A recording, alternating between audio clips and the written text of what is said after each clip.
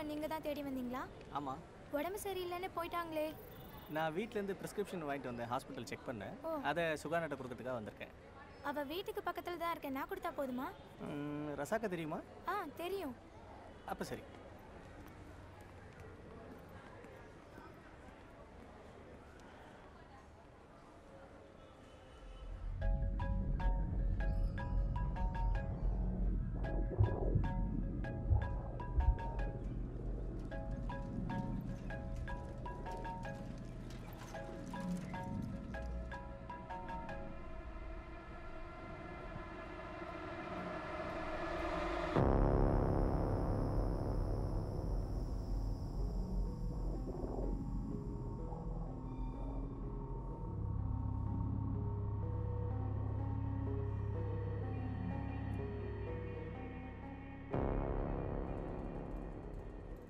அந்த பையன் பேர் ரோஷனோ என்னமோ எனக்கு சரியாக தெரியல.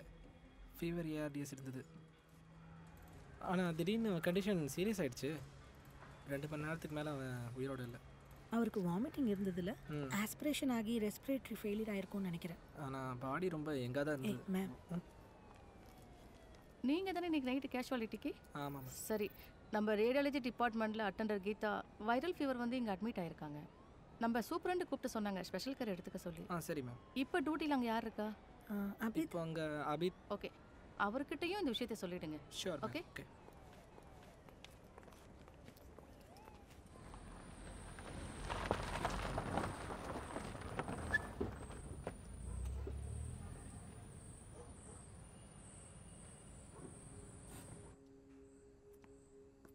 அப்பா கொஞ்சம் ஃபோனை கொடுங்க. நான் தரேன். முதல்ல நீ உட்காந்து படி. கிட்ட வராத. அனு. பனு, புக் எடுத்து வை. நம்ம ரூம்ல வந்து படிச்சா போதும். என்னோட துணியெல்லாம் நானே துவைச்சிக்கிறேன். யாரும் தொட வேண்டாம். நானே துவைச்சிக்கிறேன். ஏன், என்னாச்சு? ஏதாவது பிரச்சனையா?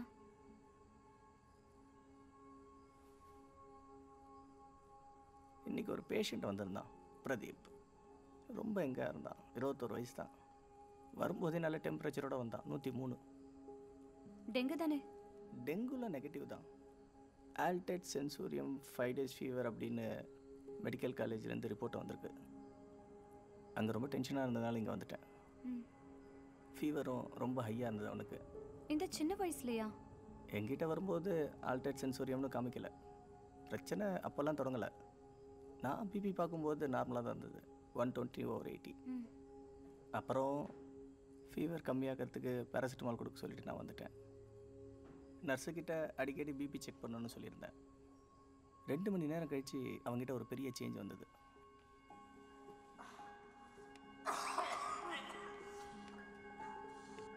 பிபி செக் பண்ணும்போது 230/120. ஐயோ, ஏதாச்சும் வளராத. பிபி கூட உனக்கு ஒழுங்காக எடுக்கிறதுக்கு தெரியல. இல்லை டாக்டர், நான் நல்லா தான் பார்த்தேன். என்னத்தை பார்த்தியோ? அப்போ அபித் பார்க்கும்போது நார்மல் தானே சொன்னார்? நான் சரியாக தான் பார்த்தேன். பார்ப்போம்.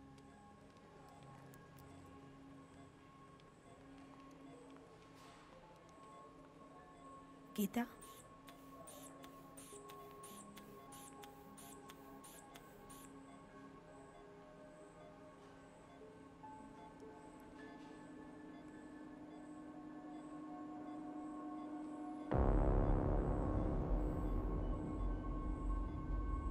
அந்த கேள்வி பார்க்கலாம்.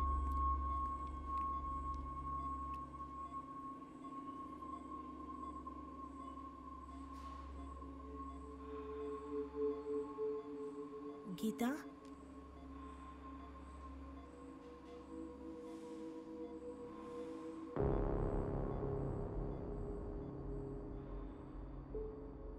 கொஞ்ச நேரத்துக்கு அப்புறம் பயங்கரமாக வாந்தி எடுத்தார். நல்ல தலைவலி கூட.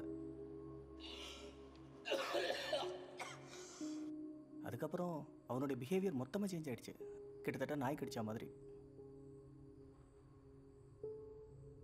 நாய் இல்லை, வேறு ஏதாவது கடிச்ச ஹிஸ்ட்ரி ஏதாவது இருக்கான்னு கூட்டிகிட்டு வந்தவங்களை கேட்டேன். அப்படி எதுவும் இல்லைன்ட்டாங்க. இல்லை டாக்டர். பேஷண்ட்டை கேட்டேன், அவனும் அப்படிலாம் எதுவும் இல்லைன்னு சொல்லிட்டான். உங்களுக்கு தெரிஞ்சவங்க வீட்டில் நாய் ஏதாவது கடிச்சுதா? அப்புறம் திரும்ப நிறுத்தாமல் வாந்தி எடுத்துக்கிட்டே இருந்தான். வாமிட்டு கொடுத்த மருந்தெல்லாம் அவனுக்கு வேலையே செய்யலை. அப்புறம் எம்ஆர்ஐ கொண்டு போகலான்னு நினச்சோம். அதுக்கு முன்னாடியே அவன் சீசர் ஆகி அன்ஸ்டேபிள் ஆகிட்டான். அதனால் அவனுக்கு எம்ஆர்ஐ எடுக்க முடியல. நிறுத்துங்க. அவங்க ஸ்டேபிளாக இல்லை, சீஷர் வர மாதிரி இருக்குது. எம்ஆர்ஐ எடுக்க முடியாது. இப்போ நம்ம திரும்ப போயிடலாம் சீக்கிரம்.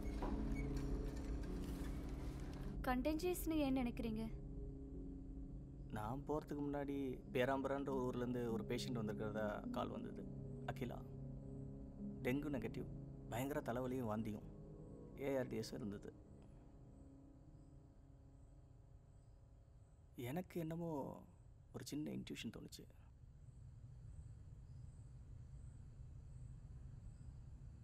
பிரதீப் கூட பேரம்பர ஊருதானே?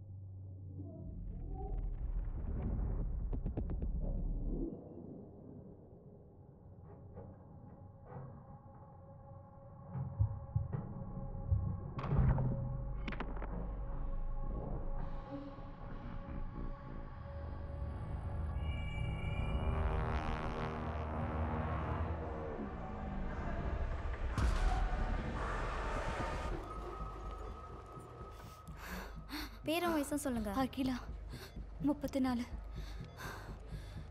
நான் பேராம்பரில் நர்ஸ். நல்ல தலைவலி, ஜுரமும் இருக்கு.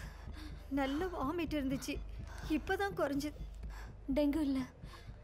பயப்படாதீங்க, ஒன்றும் இல்லை. சேச்சுரேஷன் பார்ப்போம். அந்த பக்கம் போங்க சார். வேற எதுவோ டெங்கு இல்லை. இன்டர்பிரேட் செய்யுங்க, இன்டர்பிரேட் செய்யுங்க. பெரிய டாக்டரை கூப்பிடுங்க.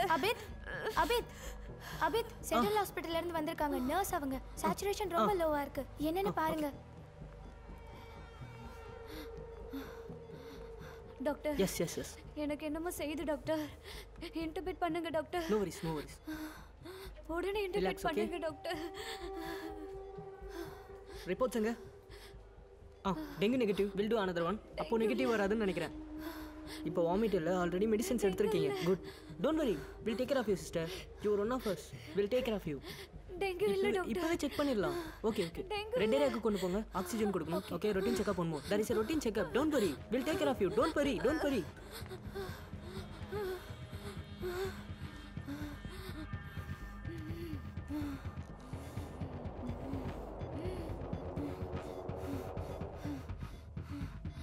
ஆக்சிஜன் இன்க்ரீஸ் பண்ணுங்க.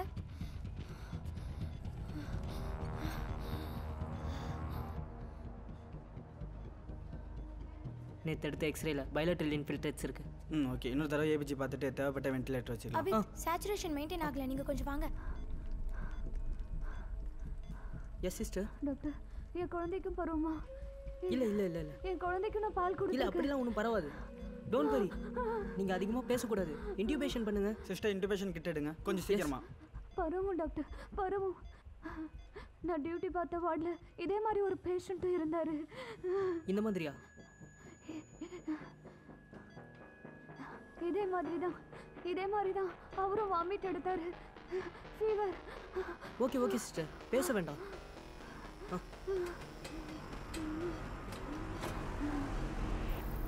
ரெண்டு பேர் இப்போ ரசாக் வீட்டில் இறந்துட்டாங்க. அவங்க என்னோட தொகுதிக்காரங்க மட்டும் இல்லை, அவங்களோட வீட்டில் இருந்தால் என்னுடைய அரசியல் வாழ்க்கையே ஆரம்பமாச்சு. கதீஜா உட்பட எல்லாருக்குமே மூச்சு பிரச்சனை இருந்திருக்கு. சுகானாவோட கேஸில் பிரெயினில் இன்ஃபெக்ஷன் ஆயிருக்கு. அட்டாப்சி செஞ்சால் இன்னும் கொஞ்சம் கிளியர் பிக்சர் கிடைக்கும். அவங்களோட கண்டிஷன் வர வர ரொம்ப மோசமாயிட்டே போயிட்டுருக்கு. ரொட்டீன் டெஸ்ட் எல்லாமே நெகட்டிவ் தான். அட்வான்ஸ் டெஸ்ட்டுக்காக நாம் சாம்பிள்ஸை மணிப்பாலுக்கு அனுப்பிச்சிருக்கோம். சீக்கிரம் நமக்கு ரிசல்ட் கிடைக்கணுங்கிறதுக்காக விடிய காலையிலே பஸ்ஸில் ரசாக் தம்பியும் அவர் பையனும் சாம்பிள்ஸ் எடுத்துகிட்டு போயிருக்காங்க.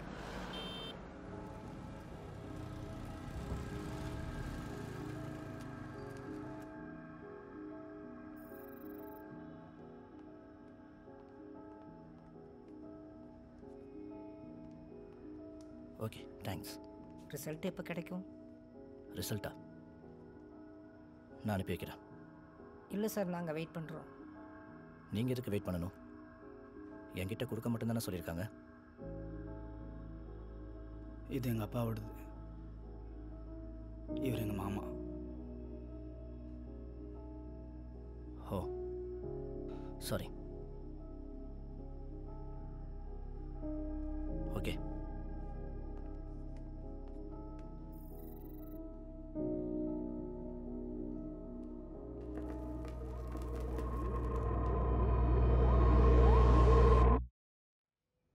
அஸ்ஸலாமு வலைக்கும் சலாம் ரஹமத்துல்லாஹி பராகாத்துக்கும். என்ன ரசாக், சலாம்லாம் பலமாக இருக்கு. இதுவே கடைசி வணக்கமாக இருந்தால் அது சரியாக இருக்கட்டுமே. நீங்களே எதுக்கு டாக்டர் மாதிரி பேசுகிறீங்க? சுகானாவோட சிடி ஸ்கேன் பார்த்தப்போ ஜக்ரியாவோட சிடி ரிப்போர்ட் மாதிரியே இருந்தது. சுகானா தான் சொன்னான், எல்லாம் தீர்மானமாயிடுச்சு வாப்பான்னு. இவ்வளோ தெரிஞ்சது போதும் இல்லை டாக்டர். டாக்டர், ஜக்ரியாவுக்கு நிறைய கடன் இருந்தது, அதெல்லாம் நான் தான் அடைக்கணும். இப்போ என்ன பண்ணுறது?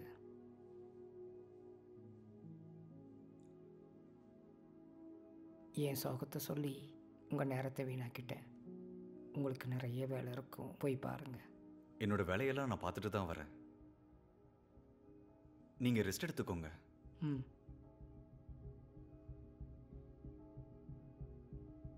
ட்ரௌசினஸ் இருக்கு,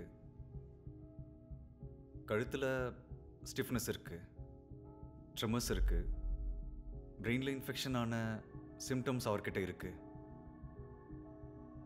it could be a poison but not a snake bite. காரணம், ஒரே குடும்பத்தில் 4 பேர் பல சமயங்களில் சிக்காயிருக்காங்க. பாய்சன் சாப்பிட்டதுக்கான அறிகுறி எதுவும் இல்லை. இந்த ஜுரத்துக்கு சிஸ்டமிக் ஆட்டோனமிக் சிம்டம்ஸ் தான் காரணம். குடும்பத்தில் எல்லாரும் பாதிக்கப்பட்டிருக்காங்க. இது கிளஸ்டரிங் ஆஃப் கேசஸ் தான். இது வைரல் என்செஃபலைட்டிஸாக கூட இருக்கலாம். டாக்டர், ஹெர்பிஸ் சிம்ப்ளெக்ஸும் ஜாப்பனீஸ் என்செஃபலைட்டிஸும் நெகட்டிவ்னு தான் சுரேஷ் ராஜன் அப்டேட் பண்ணியிருக்காரு. பின்ன சான்சஸ் இருக்கிறது west Nile encephalitis, equine encephalitis மட்டும்தான். இது ரெண்டும் இந்தியாவில் ரிப்போர்ட் ஆகவே இல்லை. பின்ன இப்படி ஒரு ஹெல்த்தி பாடியில் இவ்வளவு ரேப்பிட் ப்ராக்ரெஷன் நடக்குதுன்னா அது நிப்பா வைரஸாக இருக்கணும். டாக்டர் சுரேஷ் கிட்ட பேசி அதுக்கான டெஸ்ட்டையும் பண்ணுங்க. பேர் Suhana, moderately built and nourished adult female, 24 வயசு, 43 கிலோகிராம், 157 சென்டிமீட்டர். இப்போ நீங்கள் பார்க்குறது தான் brain. This is edematous. Fever பேஷண்ட்டாக இருந்ததாலும் ஆல்டர்ட் சென்சோரியம் ஹிஸ்ட்ரி இருந்ததாலும் நாம் இதில் ஒரு சாம்பிள் எடுத்து பெத்தாலஜி லேபுக்கு அனுப்பி வைப்போம். ஓகே?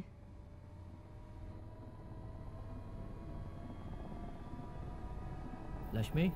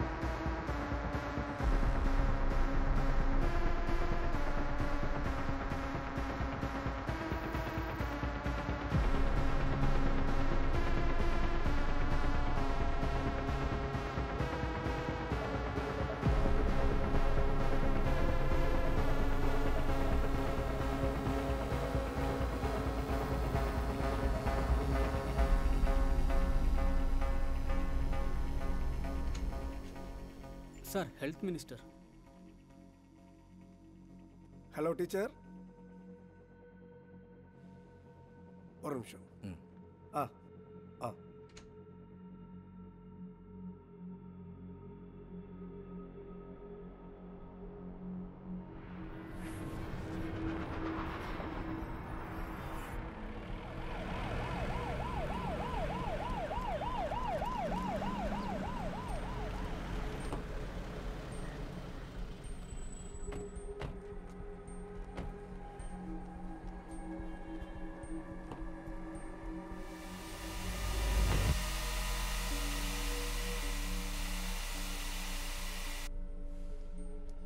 தள்ளுங்க, என்ன பிரச்சனை?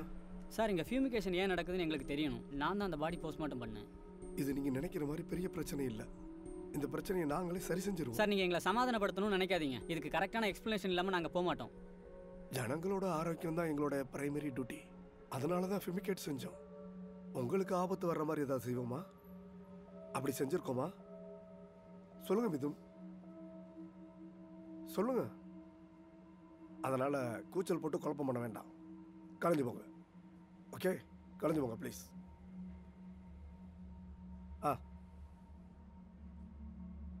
வைரஸை நாங்கள் ஐடென்டிஃபை பண்ணிட்டோம். டாக்டர் சுதேவன் பேஷண்ட்டோட சாம்பிள்ஸை தான் நாங்கள் டெஸ்ட் பண்ணோம். Ma'am, it's Nipah. WHO top 10 priority லிஸ்ட்டில் இருக்கிற நோய் ஜோனோட்டிக் டிசீஸ். இது மிருகங்களிடமிருந்து நேரடியாகவும் மனிதர்களிடமிருந்து தொற்று நோயாகவும் பரவும். சிங்கப்பூர், மலேசியா, பங்களாதேஷ், இந்தியாவில் தான் இந்த நோய் இது வரைக்கும் ரிப்போர்ட் ஆகிருக்கு. 98 மலேசியாவில் இந்த வைரஸ் தாக்கி 265 பேரில் 102 பேர் இறந்துருக்காங்க. இந்தியாவிலையும் பெங்களாதேஷ்லேயும் 2001 இப்போ வரைக்கும் 263 பேரில் 75% பேர் மரணம் அடைஞ்சிட்டாங்க. இதில் பயப்பட வேண்டிய விஷயம் என்னென்னா, there is no vaccination, no treatment protocol.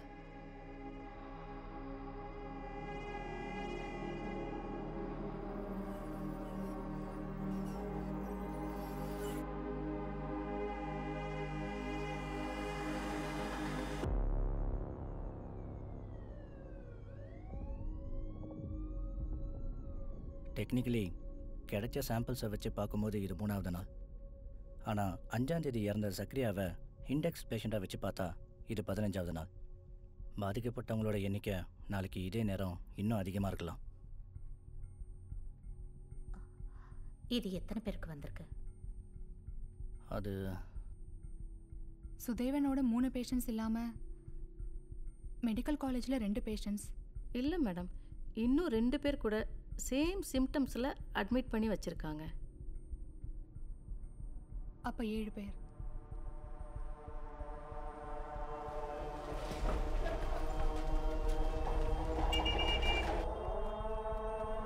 நகர் நகர், வழி விடு வழி விடு. எடுப்பா நகர், தலைப்பா தலை தலை தலை தள்ளி விடு, வழி விடு வழி விடு. மே 5ஆம் தேதி இறந்த இண்டெக்ஸ் பேஷண்ட் கிட்ட இருந்து மட்டும் வியாதி பரவனவங்க அடுத்த 6 நாளைக்குள்ளே இங்கே வந்துடுவாங்க. அது ஒவ்வொரு நாளும் 4ங்கிற கணக்குலையோ இல்லை அதிகமாகவும் இருக்கலாம். அப்படி பார்க்கும்போது 25 நோயாளிகளாவது பாதிக்கப்படுவாங்க. அடுத்து இன்குபேஷன் பீரியட், அதாவது இந்த வேவ் தொடங்கின முதல் நாள்லேருந்து 21வது நாள் முடிவில் இந்த 25 பேருங்கிட்ட இருந்து இன்னும் 25 பேருக்கு இந்த நோய் பரவும். ஒரு மாதத்தில் 625 பேர் இந்த நோயால் பாதிக்கப்படுவாங்க. மரணத்தோட எண்ணிக்கை இவ்வளவு தான் இருக்குன்னு நம்மளால் சரியாக சொல்ல முடியாது.